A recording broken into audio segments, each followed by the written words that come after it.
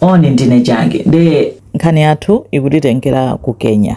Mukuziwa kunena kuti posachedwa apa anthu ku Kenya akhala akulira maliro a Raila Odinga, former prime minister wawo. Koma nkhani yake ndiyo khudza bodyguard wake ochedwa Maurice Ogeta.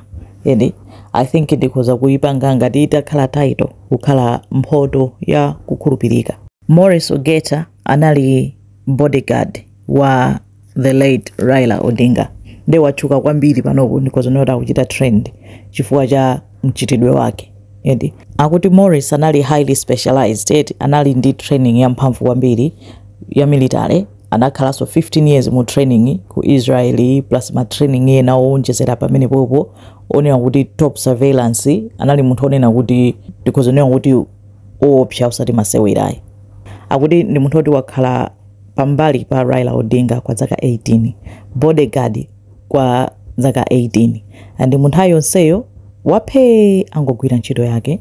Nthawi yonseyo beside Raila Odinga akuti nthawi zonse kwina kulikonse amakhala ali pambali pa popanda kuti kuphatikiza personal life yake kaya maskando kaya zina zilizonse za mu life yake kuzimamatikiza kwa Raila Odinga. Ayi, opanda kuti kufuna kugena fame kuchoka kwa Raila Odinga. No, iye amangochita focus on ntchito. Endi ntchito yake amaoneka kuti amankonda bwana wakeyo ndipo amafunira bwana wakeyo zabwino. Nkhani yake ndi ya loyalty. Nangasipa dzikopa panachuluka anthu kapena zinthu zonena kuti anthu okhumudwitsa zinthu zokhumudwitsa nde penati mayiwala kuti angakhale zambiri zili zotero paliso anthu amene ali anthu abwino, anthu opatsa chilimbikitso pa dziko lapansi. Out even nthawi yonena kuti yopsa ya kuti kuli mademo kaya kuli chani, iyeyo amakhala kuti alipompo mkatikati mwa zonse. Inayo kuti yes ndi ntchito ya bodyguard, koma iyeyo focus yake mangokhala pa bwana wake kuti amuteteze. Akuti ulendo wina mpaka anapangidwa kidnap, anapangidwa abduct nthawi ya mademo, kunali zinthu zitopotopo kwambiri ku Kenya. Anamuba for 72 hours. Anapeza kuti anampanga release mwamwayi, koma olata mtulusa sikuti basi zinazoti ine nkhani kuno chani kuti focus. Ayi, anali silent, samayankhula chilichonse, amangokhala kugwira ntchito. Akamaliza ntchito azipita ku nyumba. Kufikira pa nthawi yomwe Raila Odinga anadwala nkupita ku India. Anapita ku India, video yawo yomaliza yomwe inaoneka CCTV yomwe inatuluka ali ku chipatala. Nthawi yonena kuti ma last moments akuyenda, Maurice anali akuyenda mbuyomo. Kunena kuti ndi munthu amene for 18 years anali pambali pake all the time.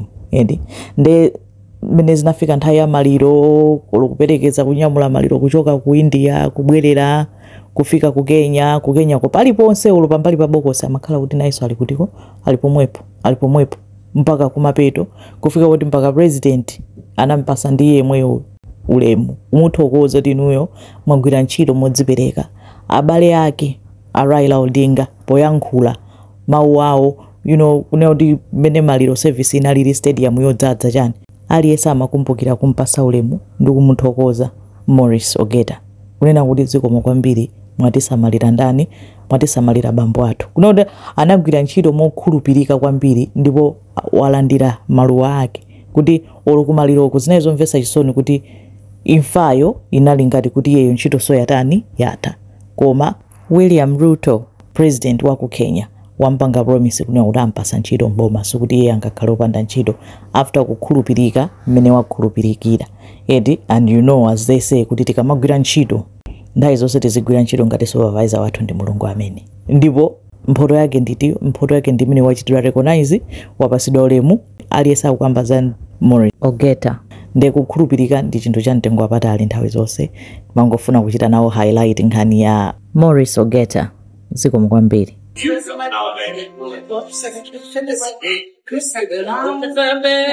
the lights are shade and the sun shines daily on the mountain top, I took a trip on a sailing ship, and when I reached India, I made a stop, but I'm sad to say I'm on my way. Won't be back for many a day. My heart is down, my head is turning around. I had to leave a little girl in Bondo town.